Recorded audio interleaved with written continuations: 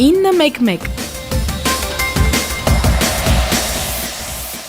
Ռադիո Արևիկի եթերում 911 հաղորդաշարն է։ Բարի օր բոլորին։ Սիրելի ունկնդիրներ, այսօր եւս շատ կարևոր եւ հետաքրքիր թեմայի շուրջ ենք խոսելու։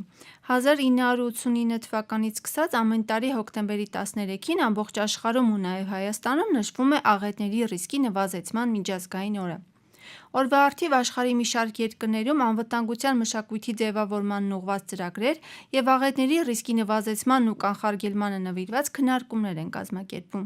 Իսկ մենք առայժմ ժամանակ կորցնելու անցնենք մեր զրույցին։ Հաղորդման հյուրն է արտակարգ իրավիճակների նախարարության ճգնաժամային կառավարման պետական ակադեմիայի ռեկտոր, փրկարար ծառայության գեներալ-մայոր Համլետ Մաթևոսյանը։ Շնորհակալ ենք հրավերն ընդունելու համար։ Շնորհակալություն։ Պարոն Մաթևոսյան, թեև աղետների ռիսկի նվազեցման օրը հոկտեմբերի 13-ին է, բայց թեմայի նախորդ անդրադառնալը չի խանգարի։ Ինչ պետք է հասկանանք աղետների ռիսկի նվազեցում ասելով։ Նախ ասեմ, ինչ է աղետների ռիսկը, որ ռիսկի նվազեցումը մենք պատկերացնենք։ Ընդհանրապես ռիսկի միջոցով չափում են վտանգը։ Օրինակ, ասենք թե ենթադրենք ամեն օր մեկ բալ ուժգնությունից փոքր ուժգնությամբ երկրաշարժեր են լինում, ցնցումներ։ Հիմա եթե մենք ասենք այ երկրաշարժ աղետի ռիսկը ինչի է հավասար մեկ բալ ուժգնությամբ դեպքում կասենք 0, ինչու, որտեղ հետևանքներ բացասական չկան։ Դա նշանակում է, որ ռիսկը մենք հաշվում ենք հետևանքների միջոցով, բացասական հետևանքների միջոցով, եւ երբ ասում ենք աղետների ռիսկ, դա նշանակում է վտանգի չափը արտահայտված կորուստներով։ Սա ռիսկն է։ Եթե մենք ասում ենք ռիսկի նվազեցում, դա նշանակում է ինչպես անենք, որ միևնույն ուժգնության վտանգի դեպքում կորուստները ավելի քիչ լինեն, ավելի նվազ լինեն։ Այս առումով մինչև վտանգի ծագումը առաջացում է, մինչև ազդեցությունը մենք փորձում ենք միջոցառումներ իրականացնել, որոնք հնարավորություն կտան կորուստները նվազեցնելու։ Որքան կորուստները փոքր լինեն, այնքան տվյալ վտանգի ռիսկը կլինի փոքր, տվյալ վտանգից աղետի ռիսկը կլինի փոքր։ Ես կարծում եմ, որ այսպիսի պարզ բացատրությունը լիովին բավարար է ընկալելու համար ռիսկի նվազեցման իմաստը։ Այսօր դուք ձեզ հետ բերել եք մի գրքույկ, որի վերնագիրն է աղետների ռիսկի նվազեցման Սենդայի 2015-2030 թվականների գործողությունների ծրագիր։ Բացեք գաղտնիքը, ինչ ծրագիր է սա։ Ուրեմն նախ ասեմ, որ դուք ճիշտ նշեցիք, որ ամեն տարի հոկտեմբերի 13-ին ավելի շուտ երկրորդ շաբաթ կիրակին համարվում է աղետների ռիսկի նվազեցման օր։ Եվ այդ առումով 2000 թվականին դեռևս Հյոգո քաղաքում տեղի ունեցավ խորհրդաժողով, որտեղ ընտրվեց Հյոգոյի գործողությունների ծրագիրը, որտեղ նույնպես դիտարկվում էր աղետների ռիսկերի նվազեցման խնդիրը։ Իսկ 2015 թվականին Ճապոնիայի Սենդայ քաղաքում տեղի ունեցավ մեծ խորհրդաժողով, որտեղ արդեն հաստատվեց նոր ծրագիր մինչև 2030 թվականը, 2015-ից 2030 թվականը, որը կոչվեց Սենդայի գործողությունների ծրագիր ուղղված աղետների ռիսկի նվազեցմանը։ Այստեղ նայվում է 4 հիմնական ուղղություն, որոնցով պետք է աշխատել, եւ այդ 4 հիմնական ուղղությունները հնարավորություն կտան հասնել աղետների նվազեցման գործընթացի։ Բայց այստեղ շատ կարևոր մի խնդիր կա, երբ մենք խոսում ենք աղետների ռիսկի նվազեցման մասին, բայց մոռանում ենք կառավարումը, մենք նվազեցումը արդյունավետ չենք ստանում։ Այդ իսկ պատճառով Սենդայի ծրագիրը տարբերվեց մյուս ծրագրից նախորդից նրանով, որ ինքը մտցրեց կառավարման գաղափարը որպես կարևորագույն խնդիր, նպատակը այդ կառավարման դարձավ ռիսկերի նվազեցումը, բայց գործընթացները գնաց դեպի կառավարման գործընթաց։ Այս առումով ինքը տարբերվում է մյուս ծրագրերից, այստեղ նշված են 4 հիմնական գերակա ուղղություններ։ Առաջին ուղղությունը դա աղետների ռիսկի գիտակցումն է։ Ինչ է նշանակում աղետների ռիսկի գիտակցում։ Յուրաքանչյուր մակարդակ իրեն համապատասխան իրեն մասշտաբի աղետալի երևույթներն ունի, յուրաքանչյուր մակարդակ պետք է կարողանա գիտակցել իրեն սպառնացող աղետը։ Օրինակ ասենք համայնք է։ Համայնքը պետք է իմանա, թե իր համայնքի տարածքին, իր համայնքի բնակչությանը ինչպիսի վտանգներ են սպառնում, այդ որ վտանգներից ինչպիսի խոցելիություն ունենք, ինչ կարողություն ունենք, որ դիմակայենք այդ վտանգներին, եւ այս երեքի համախմբության միջոցով կարողանանք հասնել ռիսկերի նվազեցմանը։ Հետևաբար ամենակարևոր խնդիրներից մեկը դա ռիսկի գիտակցումն է։ Դա վերաբերում, եթե համայնք է համայնքին, եթե մարզ է մարզի տարածքին, հանրապետություն է հանրապետության տարածքին, եթե նախարարություն է նախարարությանը սպառնացող, եթե կազմակերպություն է կազմակերպության, այսինքն յուրաքանչյուր կառավարման մարմին պետք է կարողանա գիտակցել իրեն բնութագրիչ աղետների ռիսկի մասին։ Ես երբ որ խոսեցի, միանգամից բաղադրիչներից խոսեցի, փաստորեն վտանգներ, որոնք սպառնում են, կարող են աղետալի հետևանք ունենալ, խոցելիություն, թե այդ վտանգներից ինքը ինչպիսի խոցելիություն ունի, եւ երկրորդը, եթե տեղի է ունեցել, ինքը կարողություններ ունի արդյոք դիմակայելու տվյալ աղետներին։ Ահա սա դրվեց որպես առաջին խնդիր այս ծրագրի։ Երկրորդ խնդիրը դա պետական կառավարման հզորության ուժեղացումն է։ Այսինքն պետական կառավարման յուրաքանչյուր մակարդակում պետք է ձևավորել կարողություններ, որպեսզի նրանք կարողանան գիտակցել, միջոցներ ներդնել, իրականացնել գործընթացներ եւ դարձնել կառավարելի աղետների ռիսկի գործընթացը, նվազեցման գործընթացը։ Երրորդ ուղղությունը դրանք ներդրումներն են։ Ընդ որում ներդրումները չեն վերաբերում միայն պետության կողմից ներդրումներին։ Ներդրումները վերաբերում են ամեն ինչին, այդ թվում նաեւ մասնավոր սեկտորը կկատարի արդյոք ներդրումներ։ Ես մի փոքրիկ օրինակ բերեմ, որ ներդրումը չպատկերացվի, որ միայն գումարների ներդրմամբ կամ միջոցների ներդրմամբ է դա։ Դա կարող է նաև լինել տեղափոխում։ Օրինակ ասենք, եթե որևէ ռիսկից մենք իրականացնենք ապահովագրություն, ապա մենք պետության վրայից, այսպես ասած, կտեղափոխենք դեպի ապահովագրական ընկերություն, որտեղ երբ որ ինչ-որ բաներ լինի, ապահովագրական ընկերությունը իր միջոցներով կփորձի հետևանքների դեմ պայքարել, հետևաբար մենք կթեթևացնենք պետության հոգսը։ Սա նույնպես ներդրումային հետաքրքիր, այսինքն ներդրումը պարտադիր չի, որ միջոցներով լինի, կարող է ֆունկցիոնալ ներդրումներ լինեն, տեղի ունենա գործառույթների տեղափոխություն մի մարմնից դեպի մեկ ուրիշ մարմինը։ Սա երկրորդ կարևոր ուղղությունն էր պետական կառավարման մարմինների հզորությունների երրորդը ներդրումների կատարումը, եւ չորրորդ ուղղությունը դա արձագանքման ուղղությունն է։ Բայց արձագանքման ուղղության մեջ կա հետաքրքիր մի միտք. ավելին անել, քան արել ենք։ Ինչ է սա նշանակում։ Եթե ինչ-որ բան ավերվել է, կառուցենք ավելի լավը, քան նախկինում ունեինք։ Սա ինչ է նշանակում, որ ավելի լավը կառուցածը նմանատիպ վտանգավոր երևույթներին ավելի լավ կդիմանա եւ ռիսկի նվազեցում կունենանք, կորուստները քիչ կունենանք։ Այս առումով է ասում անել ավելին, քան մենք արել ենք, կառուցել ավելի լավը, քան մենք կառուցել ենք։ Հետևաբար աղետների ռիսկի կառավարման մեջ ներառվում է ոչ միայն կանխումը, կանխարգելումը, գործողությունները, այլ նաև հետաղետային վերականգնման գործընթացը, որը պետք է հասկանալ, որ այդ հետաղետային վերականգնման գործընթացից կախված է հաջորդ աղետի մուտքը։ Արդյոք մենք աղետ կունենանք, թե պարզապես վտանգը կգա ու կանցնի։ Սրանում է կայանում Սենդայի գործողությունների ծրագրի հիմնական էությունը եւ մանրամասնորեն տրվում է, թե որ կառավարման մարմինները ինչպես եւ այլն բոլոր մեխանիզմները ու ինչպես իրականացնել այդ գործընթացը, այդ թվում նաեւ ստեղծելով իրավական այն դաշտը, որը հնարավորություն կտա իրականացնել ռիսկերի նվազեցման գործընթաց։ Պարոն Նաթևոսյան, առաջարկում եմ եւս մեկ անգամ հիշել, թե որ աղետներն են հաճախ հանդիպում մեր տարածաշրջանում, որպեսզի իմանանք, թե ինչ քայլեր են հարկավոր դրանք հնարավորինս նվազեցնելու համար։ Շնորհակալություն, ես եւս մեկ անգամ կուզենայի հիշեցնել, որ աղետը դա վտանգի ազդեցության հետևանքն է, հետևաբար մենք ավելի լավ կլինի ասենք ինչ վտանգներ են մեզ սպառնում, որոնք կարող են ունենալ աղետալի հետևանքներ։ Ինչպես արդեն ասել էի, աշխարհում հայտնի 350 վտանգներից 110 առանձնահատուկ է Հայաստանին։ Բայց Հայաստանին առանձնահատուկ են մշտապես կրկնվող վտանգներ 10, այդ 110-ից։ Հետևաբար մենք ոչ թե 110-ի մասին պետք է խոսենք, այլ մշտապես պետք է իմանանք, որ ունենք մենք 10 տեսակի վտանգներ, որոնք շատ հաճախակի ազդում են մեր գործընթացի վրա, մեր անվտանգության վրա։ Ընդ որում այդ վտանգների մեծ մասը կարող են լինել մարդածին, մեր գործունեության արդյունք։ Ինչ է դա նշանակում։ Մենք այսօր ասում ենք, որ մենք ունենք 3000 սողանքային հատված։ Դա նշանակում է, որ արդեն շարժվող սողանքային գոտիներ են, արդեն ծագել է վտանգավոր երևույթը,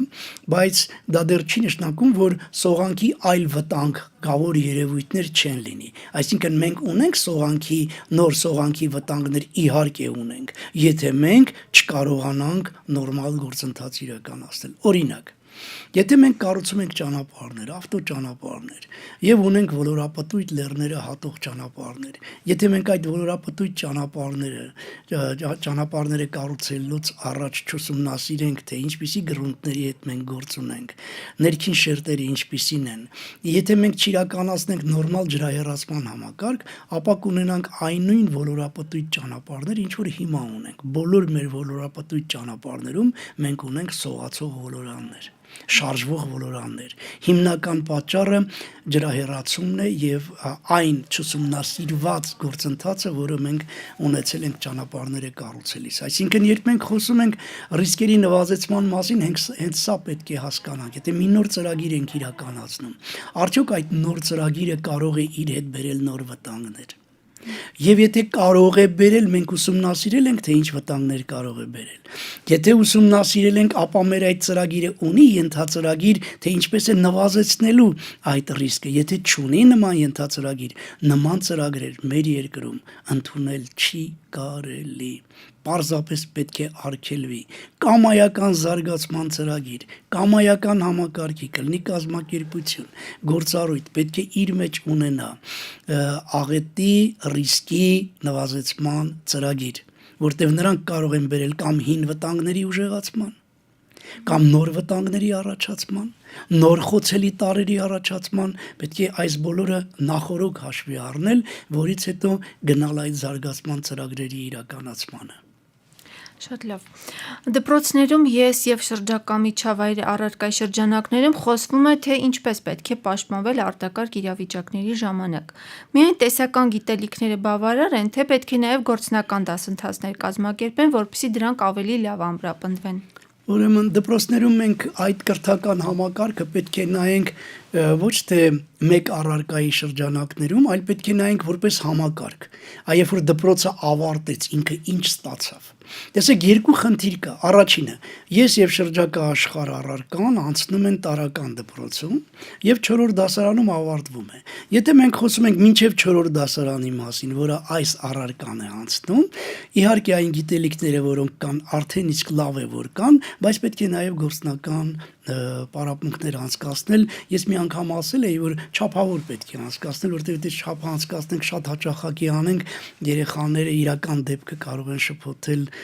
փորձի հետ եւ այնպես չվարվեն, ինչպես որ պետք է։ Բայց սա շատ կարեւոր է գործնական այդ միջոցառումների անցկացումը։ Բայց այստեղ էլ պետք է նայել, որ գործնական միջոցառումները։ Բոլոր գործնական միջոցառումները պետք չի։ Օրինակ, այստեղ գրված է, այդ նույն դասագրքում գրված է, թե ինչ բան են սողանքները եւ այլն, դե դպրոցը չի գտնվում սողանքային գոտում բան, այս ուղղությամբ պետք չի ինչ-որ, բայց եթե երկրաշարժերից ենք պաշտպանվում, ինչպես իր լսարանը, դասարանը, միջանցքը, շենքը լքի, որպեսզի ինքը լինի անվտանգ, ընդ որում լքելու ժամանակ էլ իրեն պաշտպանի, որտեղ այդ նույն լքելու ժամանակ կարող են վերևից ընկնող իրերը վնասեն երեխային, հետո որ գլուխը ծածկել է, պետք է բոլոր բաները, որոնք կան գրված գրքերում։ Այստեղ շատ ներքին օղակում։ Եթե մի փոքր բարձրանում ենք վերև, օրինակ արդեն աշխարհագրություն առարկայի մեջ սկսում են արդեն սալերի մասին խոսել, այսինքն երկրաշարժի մեխանիզմների, երկրագնդի կառուցվածքի, արդեն սկսում են պատկերացնել, թե այդ գործընթացը ինչ է իրենից ներկայացնում։ Ավելի բարձր դասարաններում 7-րդ ու բնապահպանության հետ առնչվող առարկաների մեջ, մի քանի առարկաների մեջ արդեն դիտարկվում են բոլոր մնացած վտանգները։ Իսկ հետագայում նախնական զինվորական պատրաստություն առարկայի մեջ սկսում են ավելի բարձր մակարդակով բնական վտանգներ, տեխնացին վտանգներ, հետո արդեն պատերազմի դեպքում պաշտպանություն, այսինքն երեխան երբ ավարտում է դպրոցը, ինքը արդեն բավականին շատ գիտելիքներ ունի, բայց ամեն մի դասարանում,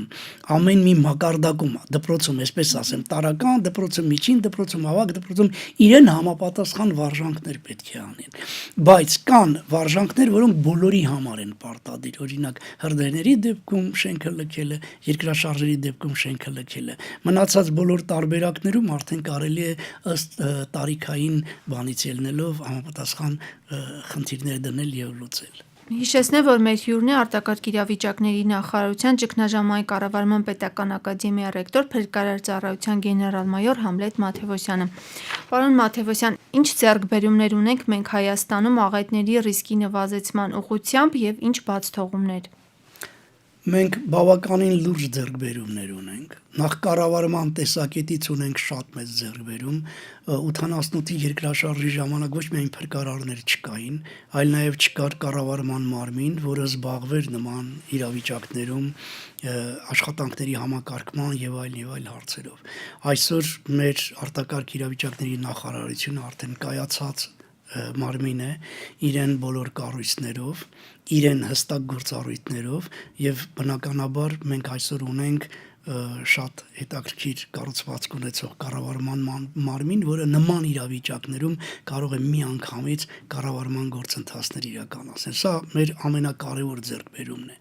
Երկրորդը, որ մենք ունենք փրկարարների մի մեծ բանակ արդեն եւ Հայաստանում մենք ինչ արեցինք ի տարբերություն այլ երկրների, մենք եվրոպական երկրների նման հրդեհային ծառայությունը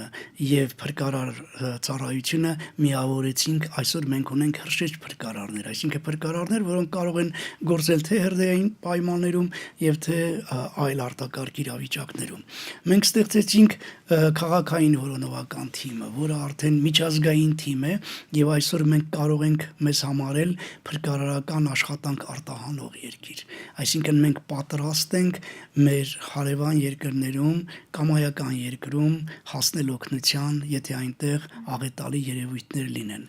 Որքանով դուք տեղյակ եք նման արդեն գործընթացներ մենք իրականացրել ենք մի շարք անգամներ թե Իրանի Իսլամական Հանրապետությունում, թե Թուրքիայում, թե Վրաստանում մի քանի անգամ եւ այս տեսակետից մենք ունենք բավականին լավ մասնագիտացված կառույց։ Կարևորագույն ձեռքբերումներից մեկը կրթական համակարգի ձևավորումն էր այս ուղղությամբ, որը որ կարծեք թե նախարարության կառուցվածքում գործող ակադեմիան իր շուրջը սկսեց հավաքել ամբողջ կրթական համակարգը եւ կարողացանք կրթական համակարգում ունենալ ծրագրային փոփոխություններ։ Պետք է ասեմ, որ գիտության եւ կրթության նախարարությունը այն ժամանակ, որ այդպես էր կոչվում եւ հիմա շարունակում է նույն ձևի վերաբերվել մեր կրթական ծրագրերի իրականացմանը, որտեղ հիմա էլ արդեն կրթական ծրագրերում ավելանում են աղետների ռիսկերի կառավարման հարցերը։ Մենք կարողացել ենք բոլոր դպրոցներում գրեթե ի նկատի ունեմ եւ ավագ դպրոցը եւ միջին դպրոցը եւ տարրական դպրոցը բոլոր տեղերում արդեն ծրագրային ներդրումները եղել են։ Ինչու եմ ես գովում այս կրթության ոլորտում պետական կառավարման մարմնի գործունեությունը եւ այդ թվում նաեւ ազգային ժողովի, որտեղ առանց իրավական դաշտի ձևավորման նման ներդրում չէր կարող լինել։ Առաջինն այն է, որ դա կրթության զարգացման ծրագրերում պետք է դրվի, իսկ դա օրենքին հավասար բան է այս ծրագիրը, որն ընդունում է ազգային ժողովը, որից հետո կրթության չափորոշիչները, որը լուրջ իրավական դաշտ է, որից հետո առարկայական չափորոշիչները, հետո նոր կարող է մտնել ծրագրի մեջ, հետո մյուսը։ Եվ եթե դրան էլ ավելացնենք ուսուցիչների համապատասխան ուսուցիչների վերապատրաստման գործընթացը, որտեղ նրանք այն ժամանակ ամենևին ծանոթ չէին եւ այս 25 տարիների ընթացքում վերապատրաստման գործընթացը տվել է իր արդյունքները ու կարողացել ենք մենք արդեն համատեղ ուժերով այս երկու նախարարությունների համատեղ ուժերով ձևավորել այն հարթակը, որը որ հնարավորություն է տվել ունենալ այն պատկերը, ինչը որ մենք ունենք։ Ես քիչ առաջ ասեցի, թե որ առարկաների մեջ ինչպիսի ծրագրեր կան, չեմ ուզում կրկնվել։ Սա նույնպես լուրջ ձեռքբերում է։ Հայաստանի համար շատ լուրջ ձեռքբերում է աղետների ռիսկի նվազման ազգային պլատֆորմի ձևավորումը, Ընդ որում բոլոր երկրներում մենք 40 երկրում ուսումնասիրել ենք, թե ինչ պլատֆորմներ կան։ Երկրներ կան, որտեղ ձևական է պլատֆորմը, այնքան որ իրենց գոյություն ունեցող կառույցներից մեկի վրա դրված է գործառույթը, ինքը ձևական է եւ չի աշխատում։ Երկրներ կան, որտեղ ստեղծված են ոչ պետական հիմնարկներ, անունը դրած պլատֆորմ եւ այլն։ Մենք ունեցել ենք շատ հետաքրքիր մոտեցում։ Առաջինը մենք պլատֆորմին նայել ենք որպես միջավայր։ Արդյոք մենք Հայաստանի Հանրապետությունում կարողանում ենք ձևավորել այն միջավայրը, որի անունը պլատֆորմ է, որը որ կարողանա նպաստել ռիսկերի նվազեցմանը։ Հետո նոր այն մարմինը, փոքրիկ կառույցը, որը որ պետք է համակարգի դա փաստաթղթային աշխատանքներ անի, նամակներ, ծրագրեր եւ այլն ուղարկի բոլոր կատարողներին, այսա այն ազգային պլատֆորմ հիմնադրամն է, մի քանի հոգուց բաղկացած, որը մենք ձևավորել ենք, բայց մենք կարողացել ենք ստեղծել ազգային պլատֆորմ միջավայրը։ Այն միջավայրը, որը իր մեջ ներառում է գրեթե բոլոր կառավարման մարմիններին, գրեթե ներառում է հանրապետությունում գործող գրեթե բոլոր միջազգային կառույցները, հատկապես ՄԱԿ-ի բոլոր ծրագրերը, այդ թվում նաև բացի ՄԱԿ-ից հետո գալիս է Save the Children, World Vision եւ այլն, բոլոր ինչ ծրագրի կառույցների որ ծանոթ եք, բոլորը այս պլատֆորմի շուրջն են։ Սրանց շուրջն են հավաքված նաև կրթական համակարգի աշխատողները եւ ահա այս միջավայրն է, որը որ նորություն է, որովհետեւ եթե Ռուսաստանի Դաշնությունը այս խնդիրը դրել է իր այսպես կոչված единая система государственного управления այս ցանցի վրա, դա առանց պլատֆորմ ասելու էլ ինքը որպես միասնական համակարգ գործում է, բայց երբ մենք պլատֆորմ ենք ասում ենք արդյոք մենք ձևավորել ենք այն միջավայրը, որը հնարավորություն կտա իրականացնելու սա որպես կուլտուրա, ոչ որպես պարտականություն, որտեղ պարտականությունը շատ դեպքերում չի իրականացվում, ինքը պահանջում է այլ խնդիրներ, բայց եթե ինքը մտել է որպես մշակույթ, ինքը չի կարող չիրականացվել, մարդը չի կարող դա չանել։ Այս առումով է մեր ձեռքբերումները բավականին լավ ձեռքբերումներ ունենք, ինչպիսի թերություններ ունենք։ Ես ձեզ ասեմ, որ ինչքան երկիրը զարգանա, այնքան նոր վտանգներ են առաջանալու, որտեղ տնտեսության զարգացումը բերում է նոր տեխնոլոգիաների ներդրման, նոր տեխնոլոգիաները, նոր վտանգներ են առաջացնում, այո, մշտապես այս խնդիրը լինելու է մեր ուշադրության կենտրոնում։ Հետևաբար երբեք մենք չենք կարող ասել, գիտեք, մենք պատրաստ ենք բոլոր տիպի աղետալի հետևանքների դեմ պայքարելու, չէ, այդպես չի։ Ինքը զարգացման գործընթաց է, զարգացմանը զուգընթաց միշտ լինելու են այնպիսի վտանգներ, որոնց մենք չենք ճանաչում, նոր պիտի ճանաչենք։ Հետևաբար ոլորտը մշտապես զարգացման կարիք կունենա։ Երկրորդը, որ մենք տեխնիկապես մեր հագեցվածությունը պետք է ուժեղացնենք։ Օրինակ, այսօր այս տեղեկատվական տեխնոլոգիաների դարում արդեն ժամանակն է, որ մենք խոսենք ռոբոտոտեխնիկայի մասին, թռչող անօդաչու սարքավորումների մասին, որոնք մարդու փոխարեն իրենք կսկսեն հրդեհաշիջում իրականացնել, վտանգավոր տեղերում, որը սպառնում է մարդու կյանքին, ռոբոտը կարողանա գործել, եւ տեսնում եք ինքը նորից զարգացման, ասենք թե մենք չենք ասի, քանի որ մենք այսօր ռոբոտոտեխնիկա չենք օգտագործում, մենք շատ թույլ մակարդակ ունենք, չէ։ Մենք ասում ենք այսօր չենք օգտագործում, վաղը օգտագործելու ենք, բայց վաղը սա օգտագործեցինք, մյուս օրը ուրիշ բան պետք է օգտագործենք, ահա այս անընդհատության ապահովումը մշտապես է լինելու, հետևաբար տեխնիկական հագեցվածության անկատարությունը որպես թերություն մենք միշտ կունենանք, քանի որ այն սերտորեն կապված է զարգացման գործընթացների հետ, մենք պիտի հետևից վազելով կարողանանք հասնել ու տեխնիկական հագեցվածություն իրականացնել։ Եվ կարևորագույն հարցերից մեկը, որ մենք մշտապես պետք է զարգացնենք մեր գիտելիքները։ Մենք չենք կարող բավարարվել, ասել, գիտեք, մենք հասել ենք մի մակարդակի, որը վերջ։ Օրինակ այսօր ես հպարտությամբ կարող եմ ասել, որ մեր կարևորագույն ձեռքբերումներից մեկն այն է, որ մենք դարձել ենք գիտելիք արտահանող երկիր։ Մենք շատ տեղերում ենք զեկուցումներով հանդես գալիս, մեր փորձի հետ շատ են ուզում առնչվել տարբեր երկրներ, բայց դա չի նշանակում, որ մենք գիտեք արդեն հասել ենք, չէ, անընդհատ զարգացման պետք է գնանք, որպեսզի կարողանանք քայլել ժամանակի հետ միասին եւ օգտակար աշխատանք կատարել։ Մեր զրույցներում դուք միշտ նշում եք, որ մեր ժողովուրդը չունի աղետներից խուսափելու, այսպես ասած, մշակույթ։ Սկսած փողոցն անցնելուց։ Այսօր կարծում եմ լավ առիթ է այդ մասին ավելի մանրամասն խոսելու, պարոն Մաթևոսյան։ Գիտեք, ես միշտ ասում եմ, ես ոչ թե ասում եմ ամաչել հենց ամաչելու համար։ Ես միշտ ասում եմ, երբ որ վատ բան է մարդը անում, ինքը պետք է ամաչի, բայց ոչ թե ամաչի, որ արել է, ամաչի, որ չանի, որտեվ դա պարզապես ամոթ է։ Հասկանում եք, օրինակ ասենք թե մարդը ծխախոտը չպետք է նետի մեքենան վարելու ժամանակ իր պատուհանից դուրս։ Սա ամոթ է։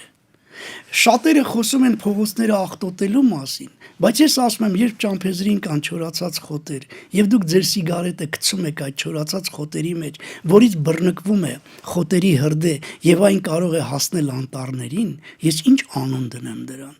Չասեմ մարդը պետք է իմանա, այ ինքը, որ այս քայլը կատարեց, ամբողջ երկրին ինչպիսի ծախսի առաջ կարող է կանգնեցնել։ Դուք տեսեք, մենք անտառային հրդեհների ժամանակ